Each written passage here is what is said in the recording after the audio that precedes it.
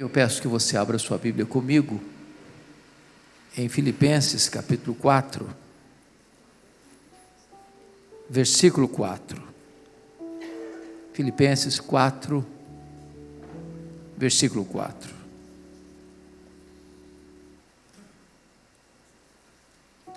Eu estou acompanhando a versão ARA, Almeida Revista e Atualizada.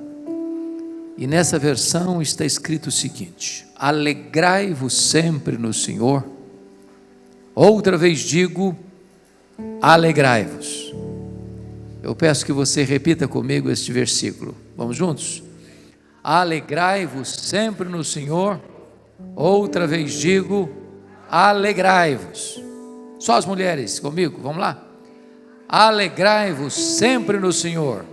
Outra vez digo, alegrai-vos. Só os homens? Alegrai-vos sempre no Senhor. Outra vez digo, alegrai-vos. Todo mundo? Alegrai-vos sempre no Senhor. Outra vez digo, alegrai-vos. Amém. Bom, eu quero começar pedindo licença a vocês para lhes fazer uma pergunta. Na verdade, uma pergunta pessoal. E eu sei que vocês não gostam de perguntas pessoais. Aliás, nós não gostamos de perguntas pessoais, porque toda pergunta pessoal invade a nossa privacidade. Toda pergunta pessoal nos põe contra a parede. E nós não gostamos que ninguém invada a nossa vida sem pedir licença. Mas eu vou lhe fazer esta pergunta como se nós estivéssemos numa conversa bem particular. E a pergunta é esta: você é uma pessoa feliz? Você é uma pessoa feliz? Bom, não precisa ter muita pressa para responder esta pergunta, porque ela não é tão simples e não é tão óbvia como parece. Eu explico. Nós estávamos visitando em 1991 a missão Quassisabanto na África do Sul, onde aconteceu um grande avivamento em 1966. E uma pessoa que nos acompanhava na caravana perguntou à esposa de um dos missionários da missão assim: você é submissa ao seu marido? A mulher deu uma resposta inteligentíssima. Ela respondeu assim: eu posso lhe garantir que o meu marido me ama, mas se eu sou submissa a ele ou não, essa pergunta não tem que ser feita a mim, essa pergunta tem que ser feita a ele. Eu achei fantástica a resposta. Então vou mudar minha pergunta. Seu marido pode garantir que você é uma mulher feliz?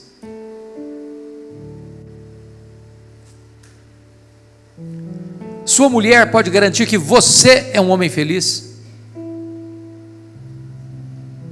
Lá em Provérbios 31 diz que os filhos da mulher virtuosa se levantaram e disseram assim: mamãe é uma mulher ditosa, mamãe é uma mulher feliz. Seus filhos podem dizer isso a seu respeito? Seus pais podem dizer isso a seu respeito? Seus parentes podem dizer isso a seu respeito? Seus colegas de trabalho podem dizer isso a seu respeito? Os membros da sua igreja podem dizer isso a seu respeito? Paulo escreveu este texto sobre alegria, preso, algemado, acusado pelos seus irmãos. Alegria aqui não é substantivo, é verbo, e verbo no imperativo. Alegria é um mandamento divino. Isso porque o evangelho que nos alcançou é boa nova de grande alegria. O reino de Deus que está dentro de nós é a alegria no Espírito Santo. O fruto do Espírito é a alegria. A ordem de Deus é alegrai-vos. E a alegria do Senhor é a nossa força. Mas Paulo diz assim: alegrai-vos sempre. Então me permita uma pergunta: você tem problema na sua vida? Ou sou eu que tenho na minha? De vez em quando alguém fica doente na sua família também? Ou só na minha que fica? De vez em quando, ou até de vez em sempre, a grana fica curta lá também? Quando Paulo diz alegrai-vos sempre, o que ele está querendo dizer? Que a alegria do cristão, além de ser imperativa, ela é também ultra circunstancial. Não depende de circunstância. O grande desafio é ser uma pessoa feliz apesar das circunstâncias. Sabem por quê? Porque a alegria do cristão não é uma emoção, não é um sentimento. A alegria do cristão não é apenas ausência de coisas ruins e nem apenas presença de coisas boas. A alegria do cristão tem nome, tem endereço. A alegria do cristão é Jesus. Se você tem Jesus, você é uma pessoa feliz. Se você não tem Jesus, você pode até ter momentos felizes, mas não é feliz, porque a felicidade tem nome, é Jesus.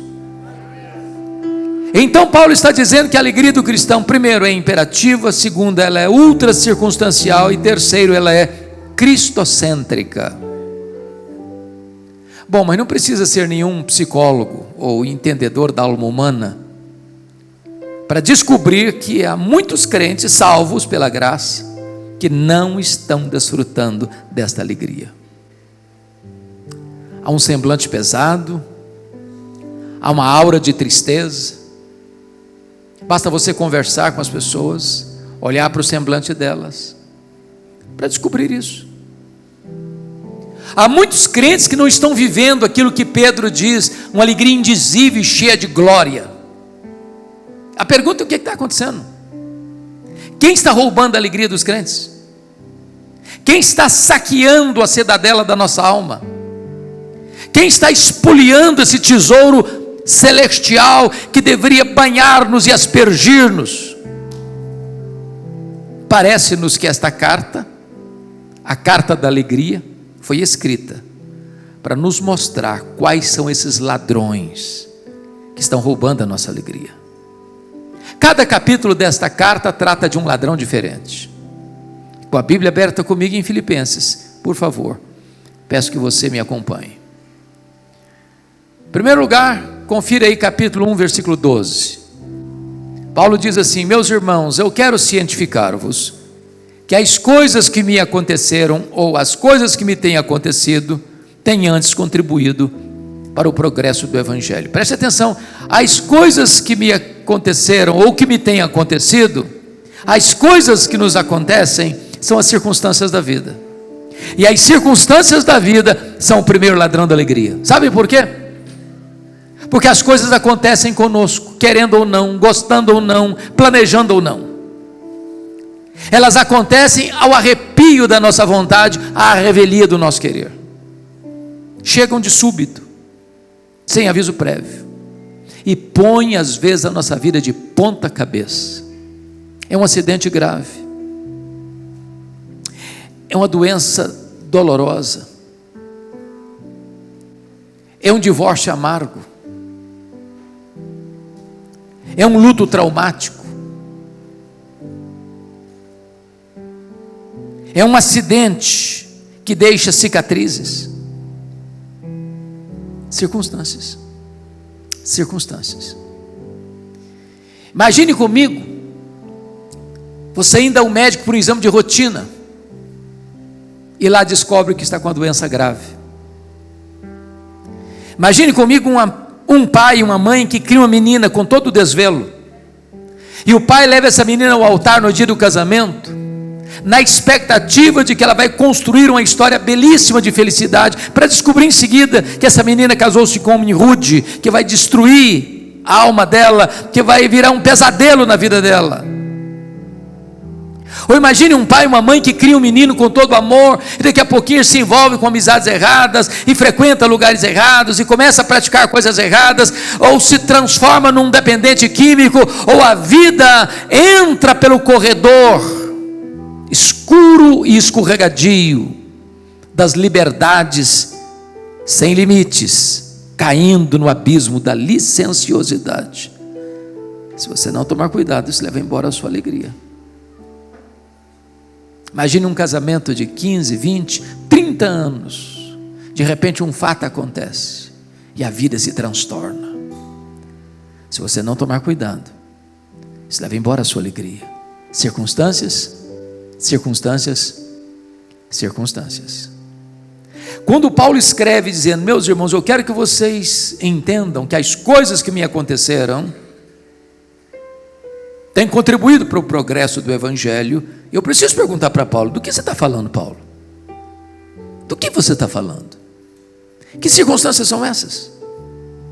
E ele poderia resolver para nós assim: olha, eu fui perseguido em Damasco, eu fui rejeitado em Jerusalém, eu fui esquecido em Tarso, eu fui apedrejado em Listra, eu fui açoitado em Filipos, eu fui escorraçado em Tessalônica, eu fui enxotado de Bereia, eu fui chamado de tagarela em Atenas, eu fui chamado de impostor em Corinto, eu enfrentei feras em Éfeso, eu fui preso em Jerusalém, eu fui acusado em Cesareia, eu enfrentei um naufrágio para Roma, eu fui picado por uma cobra em Malta, eu cheguei em Roma preso e algemado. Mas eu quero que vocês saibam que as coisas que me aconteceram têm antes contribuído para o progresso do Evangelho. Esse homem não crê em acaso, esse homem não crê em sorte, esse homem não crê em determinismo cego, esse homem não crê em misticismo, esse homem não crê em olho gordo, esse homem sabe que a mão de Deus dirige o seu destino. Se nós não olharmos para as circunstâncias da vida fora desta visão da soberania de Deus, se nós não olharmos a vida pelas lentes da providência de Deus, as circunstâncias levam embora a nossa alegria. Paulo vai testemunhar em Filipenses 1, que pelo fato dele estar preso em Roma, 3 coisas aconteceram. Primeiro, as igrejas foram mais encorajadas a pregar. Quando viram Paulo preso, trabalhando mais que eles, estavam livres, eles se mexeram. Segundo, Paulo diz que toda a guarda pretoriana tomou conhecimento das suas cadeias em Cristo. Em outras palavras, o que era a guarda pretoriana? Era a guarda de elite do imperador. Eram os soldados da mais alta patente do império. Eram 16 mil soldados de escol. Gente que trafegava pelos corredores do palácio e tinha influência política no império. Se Paulo estivesse solto, ele jamais teria alcançado a elite de Roma. Nero não sabia, claro, mas Deus o havia constituído em presidente das missões estrangeiras do império, porque botou lá dentro do palácio o maior evangelista da igreja e diante dele o seu auditório. Paulo estava ali sob a égide do imperador Nero, e por isso tinha que ter um soldado algemado com ele todo dia, 3 turnos por dia, durante 2 anos, em rodízio, dando oportunidade a que Paulo evangelizasse toda a guarda pretoriana. Depois de 2 anos, toda a guarda pretoriana estava evangelizada, e ele escreve no capítulo 4, verso 22, os santos vos saúdam, especialmente os da casa de César. Porque Paulo estava preso, em terceiro lugar, ele não podia viajar, como era seu desejo. O que ele fez?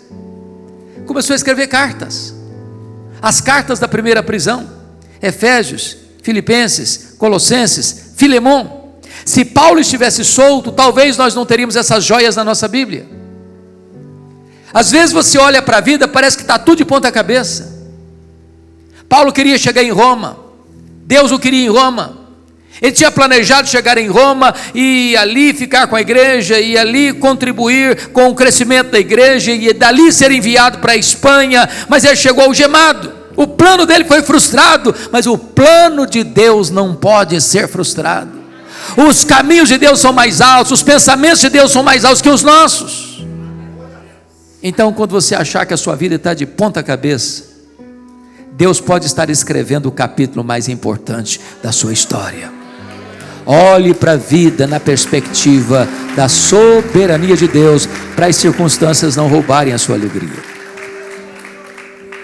Vamos ao segundo ladrão da alegria. Confira comigo o capítulo 2, versos 3 a 5. Paulo diz assim: nada façais por partidarismo ou vanglória, mas por humildade, considerando cada um os outros superiores a si mesmo. Não tem visto o que é propriamente seu, senão também cada qual o que é dos outros.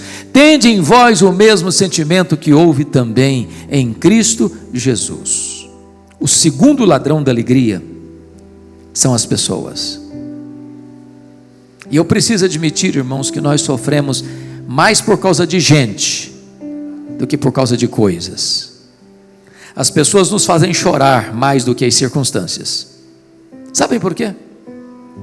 Porque as pessoas nos decepcionam e nós decepcionamos as pessoas. Nós não viemos de uma família perfeita. Nós não somos uma pessoa perfeita. Nós não nos casamos com uma pessoa perfeita. Nós não temos filhos perfeitos. Nós não frequentamos uma igreja perfeita. Logo, nós vamos ter queixas uns dos outros. Por isso, não tem vida saudável, não tem casamento saudável, não tem família saudável, não tem igreja saudável sem o exercício do perdão. Se você não perdoar, diz a Bíblia, você não pode orar. Se você não perdoar, você não pode trazer sua oferta ao altar. Se você não perdoar, você não pode adorar a Deus. Se você não perdoar, você não pode ser perdoado. Se você não perdoar, você não tem paz, você é entregue aos verdugos da consciência, aos flageladores da alma. Agora, o perdão não é fácil, mas é necessário. Talvez uma das dores mais agudas que eu já tive na vida, e já tive muitas, aconteceu no meu primeiro ano de pastorado. Eu sou filho caçula, e o irmão acima de mim, no dia 1º de agosto de 82, completou 27 anos. No dia 2 de agosto, no dia seguinte, ele foi assassinado brutalmente, com 11 golpes de faca, todos mortais, pelo primo primeiro da sua esposa, gente criada conosco. Quando eu recebi o telefonema, foi como um soco na boca do meu estômago. Eu perdi a voz. Quando Deus me devolveu as forças, a primeira palavra que Deus botou na minha boca foi esta: eu perdoo o assassino. Eu não tinha outra opção. Ou perdoava ou adoecia. Ou perdoava ou minha vida transformar-se-ia no inferno. Ou perdoava ou teria que abandonar o ministério. Mas eu posso lhes garantir que o perdão é maior que o ódio. O perdão cura, o perdão liberta, o perdão restaura. O perdão é a asepsia da alma, o perdão é a faxina da mente, o perdão é a alforria do coração. Perdoar é uma questão de bom senso, porque se você guardar mágoa, eu posso lhe garantir isso, você vai conviver 24 horas por dia com quem você menos gostaria de conviver na vida. Essa pessoa vai manter você num cabresto, numa masmorra emocional. Você vai chegar em casa cansado para tirar uma soneca, e essa pessoa chega com você e vira o seu pesadelo. Você vai chegar em casa com fome, e a pessoa se assenta à mesa com você e tira o seu apetite. Você vai sair de férias com a família, essa pessoa pega carona com você e estraga as suas férias. A única maneira de ter saúde emocional e espiritual e ser livre é perdoar. Mas tem gente que me diz assim: pastor, é fácil falar disso, mas se o senhor me escutar, o senhor vai me dar razão. Não dá não. Sofri muito, fui muito machucado, muito ferido, muito abusado, tomei muito prejuízo. O senhor vai me dar razão, não dá para perdoar não. Eu só fui entender perdão no dia que eu entendi uma parábola que Jesus contou, a parábola do credor incompassivo. Jesus contou que um rei acertava as contas com seus súditos e encontra um que lhe devia 10.000 talentos. Não tendo com que pagar, o rei mandou vender seus filhos. O homem disse: tem misericórdia de mim. E o rei teve misericórdia dele e perdoou a dívida de 10.000 talentos. Lá na frente, aquele homem perdoado encontrou um conservo que lhe devia 100 denários. Também não tinha com que pagar. Pediu mercê, misericórdia, e o homem perdoado disse: não, eu não perdoo, não, eu não tenho misericórdia, não, paga o que me deves. O rei ficou sabendo disso, ficou muito irado, mandou chamá-lo e disse: servo malvado, eu te perdoei a dívida de 10.000 talentos e não perdoaste o teu conservo 100 denários? Pois serás entregue aos verdugos, aos flageladores, até que pagues o último centavo. E a parábola termina assim, Jesus contando: assim vosso Pai Celeste vos fará, se do íntimo não perdoardes uns aos outros. A parábola terminou, e eu não entendi quase nada, Sabe por que eu não entendi quase nada? Eu não sei quanto vale 10.000 talentos, e eu também não sei quanto vale 100 denários, não é a minha moeda. Ficou o dito pelo não dito. Na verdade, Jesus não contou uma parábola, ele contou uma hipérbole. Era impossível que um judeu no primeiro século devesse 10.000 talentos. O que são 10.000 talentos? Um talento são 35 quilos de ouro. 10.000 talentos são 350.000 quilos de ouro. Para vocês terem uma ideia, todos os impostos da nação durante um ano eram 800 talentos. 10.000 talentos eram todos os impostos da nação durante 13 anos.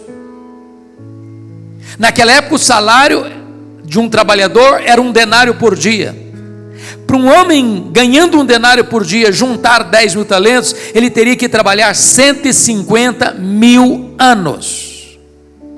Em outras palavras, a dívida do homem era o quê? Impagável. Mas por que Jesus contou esta parábola com a cifra tão grande? Porque este é o tamanho da sua, da minha, da nossa dívida com Deus. Ela é impagável. Entretanto, Deus nola perdoou e perdoou completamente. Bendito seja Deus.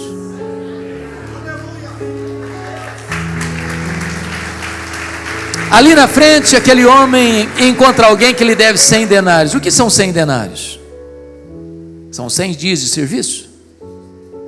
Quem acabara de receber um perdão de 150.000 anos, não está liberando um perdão de 3 meses e 10 dias. Qual é a proporção de 10.000 talentos para 100 denários?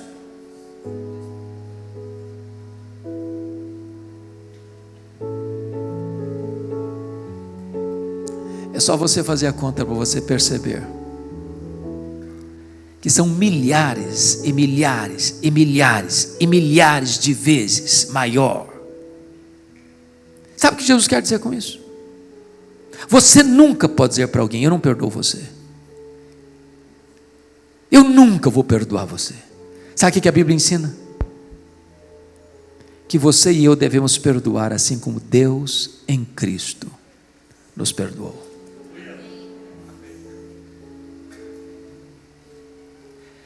10.000 talentos são 600.000 vezes mais do que 100 denários. E sabe o que a Bíblia diz? Que Deus perdoa os nossos pecados e deles não mais se lembra. Talvez você diga: pastor, mas é aí, exatamente aí que eu me encrenco.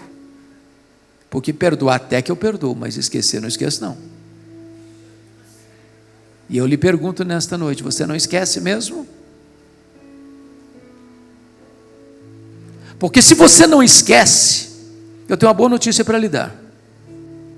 Significa que você não tem amnésia. Quando a Bíblia diz que Deus perdoa e esquece, a Bíblia não está dizendo que Deus tem amnésia. Deus não tem perda de memória. Deus é onisciente. Mas então o que a Bíblia quer dizer que Deus perdoa e esquece? A Bíblia quer dizer que Deus nunca mais joga no seu rosto um pecado que já perdoou você. Deus nunca mais cobra de você uma dívida que já perdoou você. E é assim que você e eu devemos perdoar. Portanto, perdoar é lembrar sem sentir dor. A igreja de Filipos é uma igreja maravilhosa, missionária, igual esta igreja aqui é missionária. Aliás, foi a única igreja que se associou com Paulo no que tange a dar e receber durante todo o seu ministério. Ajudou Paulo em Tessalônica, ajudou Paulo em Corinto, ajudou os pobres da Judéia, ajudou Paulo quando estava preso em Roma. Porém, sendo uma bênção porta para fora, porta para dentro, a igreja era um problema. Pasmem vocês, até as mulheres estavam brigando na igreja. Irmãos, quando as mulheres brigam na igreja, porque a coisa está feia. Lá no capítulo 4, verso 2, ele diz: rogo a Evódia, rogo a Sintique, pensem com cordialmente no Senhor. As duas líderes da igreja batem a cabeça. No dia que a Evódia dirigiu o louvor, a Sintique não aparecia na igreja. Elas não conseguiram resolver o problema sozinhas, foi preciso que um outro irmão fosse lá ajudá-las, para ver se entrava em entendimento. Tinha gente na igreja que trabalhava desde que ele aparecesse, vanglória. Tinha gente que trabalhava desde que o grupinho deles aparecesse, partidarismo. Tinha gente narcisista na igreja, só pensava nele mesmo. Eu acho que tinha gente dizendo para Paulo: Paulo, você está longe daqui. Tem gente complicada, Paulo, aqui. Tem gente que dá azia em copo de bicarbonato. Não dá não, Paulo. Aí Paulo responde assim: então tende em vós o mesmo sentimento que houve também em Cristo Jesus, porque ele, sendo Deus, não julgou como usurpação o ser igual a Deus, antes a si mesmo se esvaziou, assumindo a forma de servo, e se humilhou até a morte, morte de cruz. E ele estava pregado naquela cruz, e as pessoas que cuspiram nele, as pessoas que esbordoaram a cabeça dele, as pessoas que estavam blasfemando dele, ele ora e diz: Pai, perdoa-lhes, porque não sabem o que fazem. Assim como Deus em Cristo nos perdoou, devemos nós também perdoar. Se você tem pendência no seu coração, tome a decisão hoje, de perdoar. Senão as pessoas vão roubar a sua alegria. Terceiro ladrão, vamos lá? Capítulo 3, verso 19. O destino deles é a perdição, o Deus deles é o ventre, a glória deles está na sua infâmia, visto que só se preocupam com as coisas terrenas. O terceiro ladrão da alegria, eu acho que vocês aqui na Grande Belo Horizonte não enfrentam, né? Preocupação com dinheiro. Dinheiro aqui não é problema, é solução, né? Mas me permita só uma perguntinha. Alguma vez você já brigou com a sua mulher ou discutiu com a sua mulher por causa de dinheiro?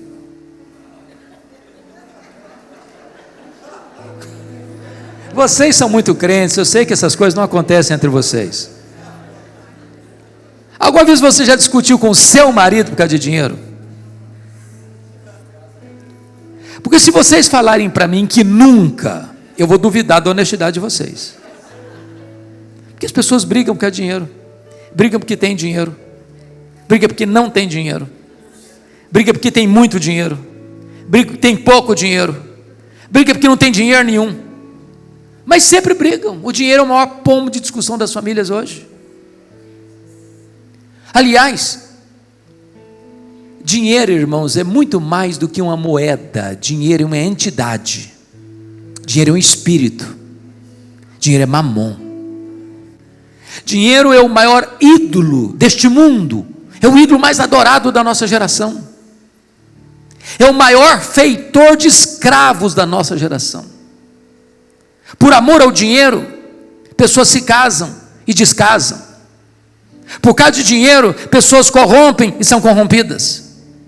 Por causa de dinheiro, pessoas mentem. Por causa de dinheiro, pessoas matam. Por causa de dinheiro, pessoas morrem. O grande problema é que algumas pessoas só se preocupam com as coisas terrenas. Gente que levanta de madrugada, gente que vai dormir tarde, gente que come penosamente o pão que granjeia, porque só se preocupam com as coisas terrenas. Dr. Toncini, no seu livro O Lado Oculto da Globalização, diz Isso nós vivemos hoje a realidade da economia global. Isso é fato, né? Isso é fato. Estoura uma bomba lá na Bolsa de Nova York, Singapura, Tóquio. O tremor acontece na hora, no seu bolso, aqui e agora. Um exemplo simples disso foi o que aconteceu no mercado imobiliário americano de 2008, vocês acompanharam. A bolha estourou, a crise chegou, mas não afetou só a economia americana, não, afetou a economia mundial. Eu sou do estado do Espírito Santo, e vocês sabem que o Espírito Santo hoje é um dos maiores produtores de rochas ornamentais do planeta, um dos maiores produtores de granitos do mundo. Muitos donos de pedreira no Espírito Santo quebraram, porque o mercado imobiliário americano bambeou as pernas em 2008. A economia global. E nessa economia global, diz Tom Cine que mais de 50% das riquezas do planeta se concentram nas mãos de pouco mais de 100 empresas particulares. Há empresas mais ricas do que países. Por exemplo, a Toyota é mais rica do que a África do Sul.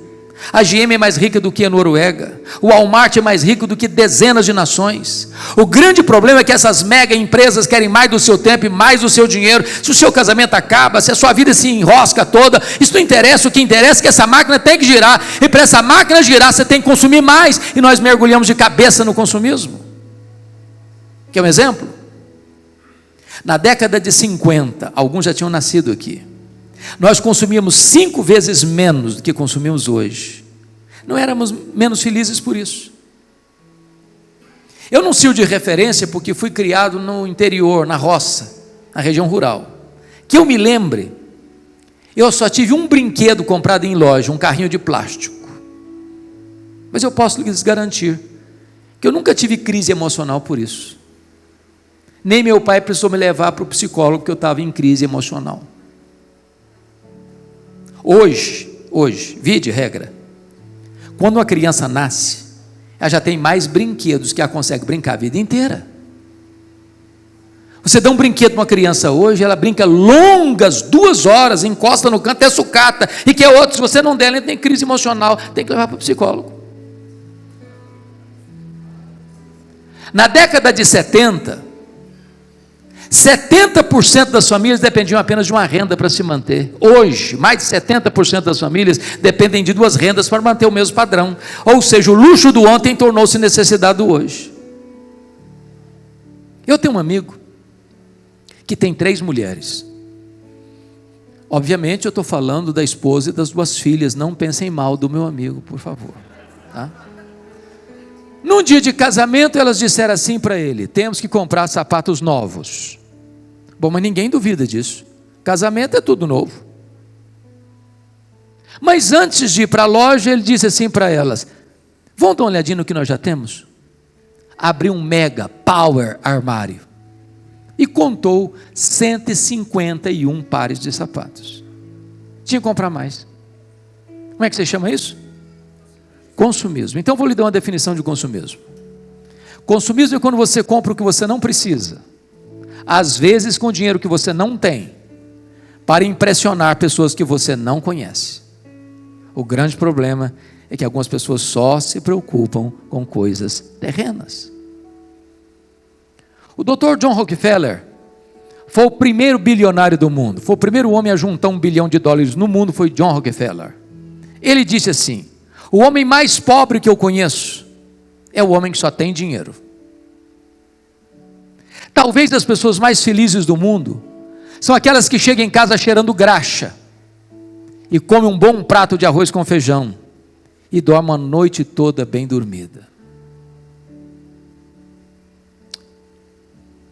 Quando Rockefeller morreu, um curioso foi ao cemitério e ele deu um jeitinho de encostar no contador do Rockefeller, que também estava presente, para fazer uma pergunta.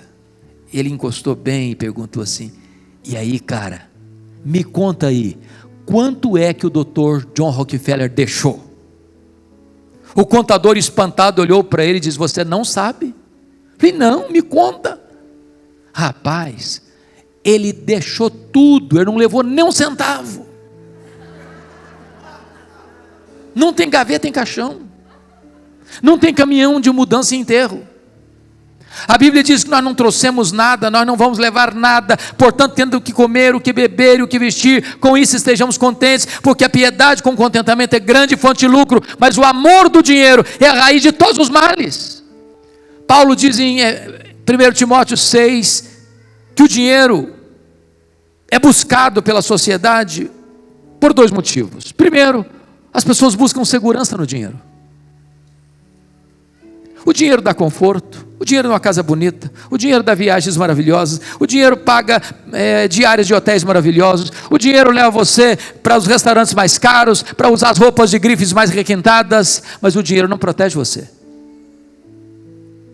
A seta da morte atinge o palácio mais alto, com as trancas mais seguras. Esta pandemia provou isso.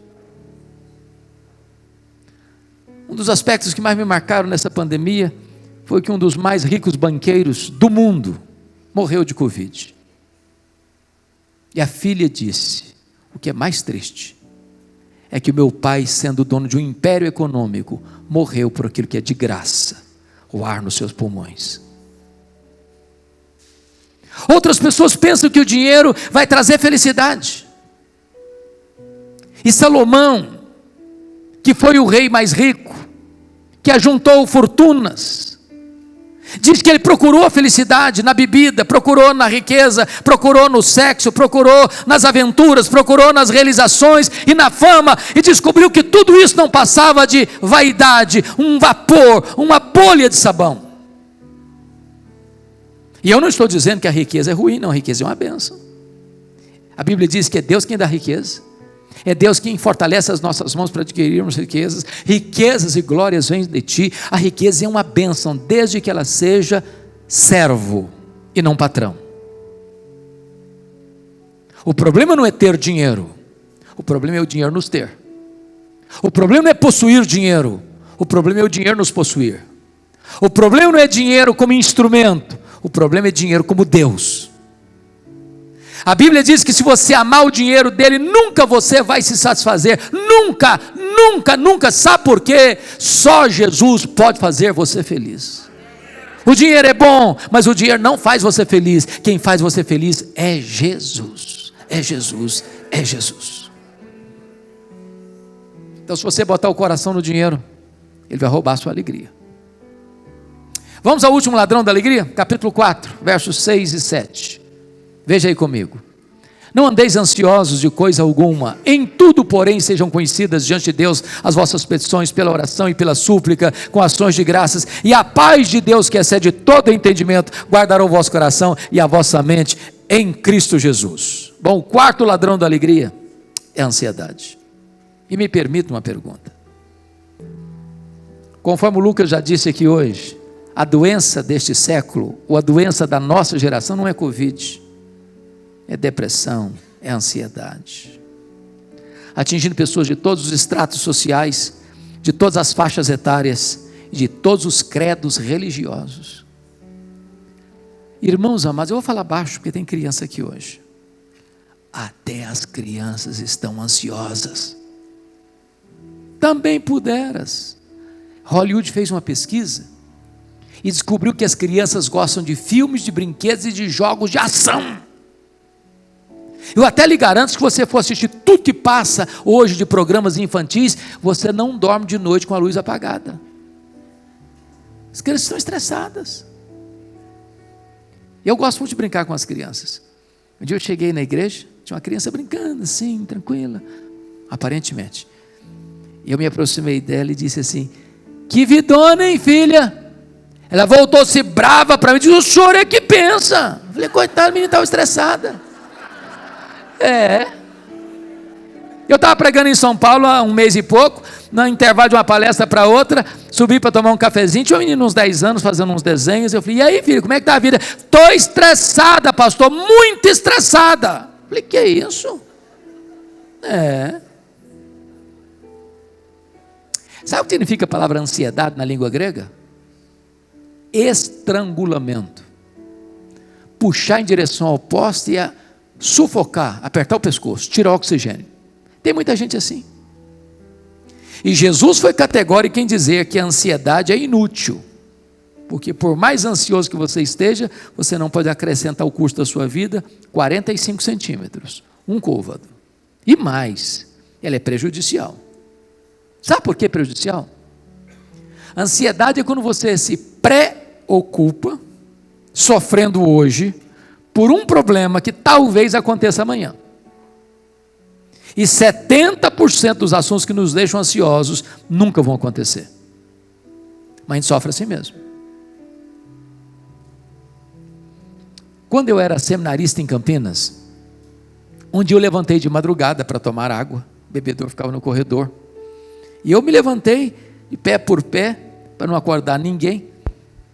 De repente eu olho a porta do quarto de um colega aberta, e quando eu olhei, ele estava chorando, mas chorando mesmo, a cântaros, convulsivamente, soluçando. E eu entrei apressadamente, o que aconteceu? Morreu alguém da sua família? Tem alguém no hospital? O que está acontecendo? Ele disse, eu estou com medo da minha mãe morrer. Eu falei, qual o problema dela? Não, ela não está doente não, só estou com medo dela morrer um dia. Eu falei, rapaz, deixa sua mãe viver, homem. Tem 40 anos isso, a mulher está viva até hoje. Pior do que isso, uma mãe que entrou no meu gabinete com a criança de 3 anos, uma menina de 3 anos no colo, chorando, não era a criança chorando, a mãe chorando. Falei, o que está acontecendo, mãe? O que houve? Eu estou com medo da minha filha crescer e não casar. Falei, mas nem cresceu ainda. Ansiedade. Como é que resolve isso? Qual o remédio para isso? Paulo diz, não andeis ansiosos de alguma coisa, é isso? Não andeis ansiosos? Coisa alguma. E o que é coisa alguma? Não é coisa alguma, não precisa botar a legenda não, está claro. Como é que resolve isso então? Ele diz, em tudo, porém, sejam conhecidas diante de Deus as vossas petições, pela oração, pela súplica, com ações de graças. A palavra orações aí, no grego, é a mesma palavra para adoração. Então ele está falando de 3 coisas. Você resolve a ansiedade quando você adora a Deus, quando você suplica ou pede a Deus, e quando você dá graças a Deus. Então me permita uma pergunta. Você sabe qual a diferença entre adorar a Deus e dar graças a Deus? Você adora a Deus por quem Deus é, e você dá graças a Deus pelo que Deus faz.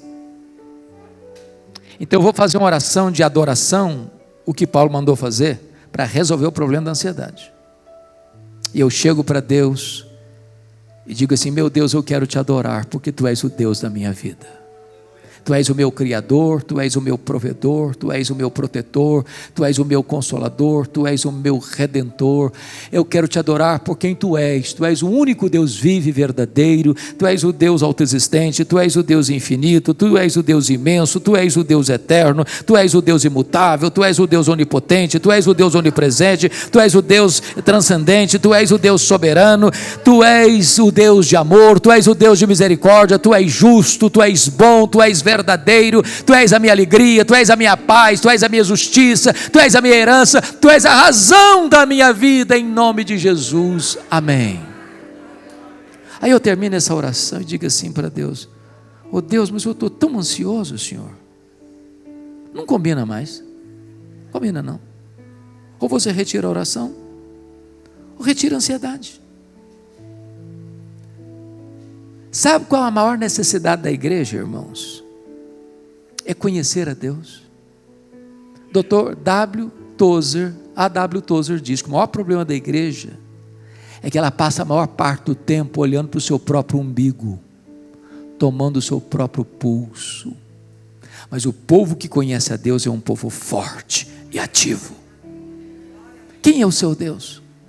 Quão grande é o seu Deus? Quão magnífico é o seu Deus? O seu Deus é aquele que mede as águas na concha da sua mão. O seu Deus é aquele que pesa o pó das montanhas em balança de precisão. O seu Deus é aquele que mede os céus a palmos. O seu Deus é aquele que espalha as estrelas no firmamento, e por ser forte em força e grande poder, quando as chama pelo nome, nenhuma só delas vem a faltar. O seu Deus é aquele que olha para todas as nações da terra e considera todas elas como um pingo que cai num balde, como um pó numa balança de precisão, como um vácuo, como nada, como menos do que nada. Este é o seu Deus, este é o seu Pai, que está dizendo para você: não ande ansioso de coisa nenhuma, não ande ansioso.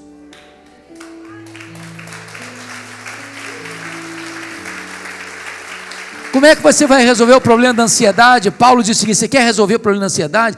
Você pode chegar para Deus e apresentar a Ele o seu pedido, a sua súplica. Fala para Ele.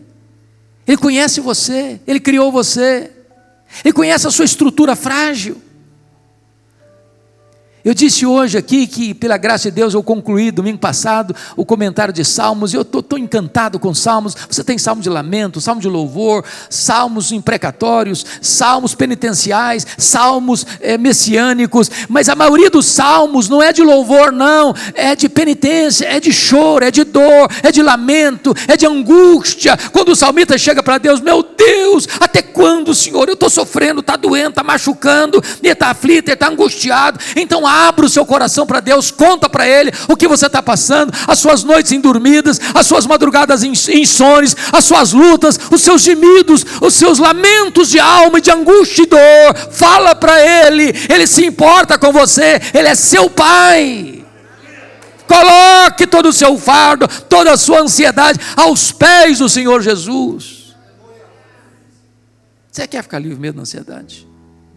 Paulo diz assim: comece a dar graças a Deus. Comece a dar graças a Deus. E eu tenho encontrado, Lucas, aquilo que você falou, eu tenho encontrado crente lamentando, murmurando, dizendo: mas como dar graças? Eu perdi meu emprego, como dar graças? Eu fechei meu comércio, como dar graças? Eu fechei as portas do meu trabalho, como dar graças? Eu enterrei alguém amado da minha família, como dar graças?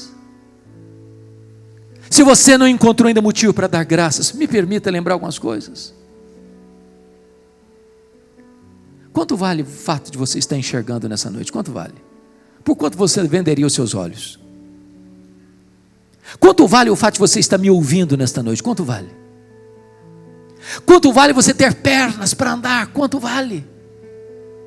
Quanto vale você ter mãos para trabalhar, para abraçar? Quanto vale? Quanto vale você ter um cérebro que está funcionando, por isso você está aqui e não vegetando? Quanto vale?